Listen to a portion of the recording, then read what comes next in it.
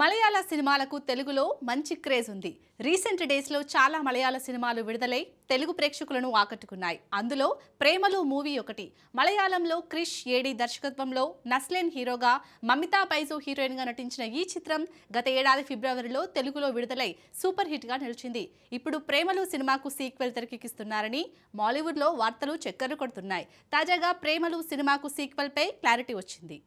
గతేడాది ప్రేమలు సీక్వెల్ గురించి అప్డేట్ విడుదలైంది. ఈ ఏడాది జూన్లో సినిమా షూటింగ్ ని ప్రారంభించి డిసెంబర్లో విడుదల చేయాలని చిత్ర బృందం నిర్ణయించుకుందని తెలుస్తోంది. షూటింగ్ లొకేషన్లు, నటీనటుల ఎంపిక శరవేగంగా జరుగుతున్నట్లు సమాచారం.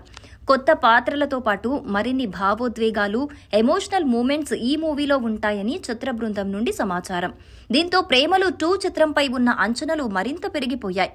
మరి హీరోయిన్ గా నస్లీన్, మమితా బైజునే నటిస్తారా లేదా వేరే ప్లాన్ ఏమైనా చేస్తున్నారా అన్నది చూడాలి.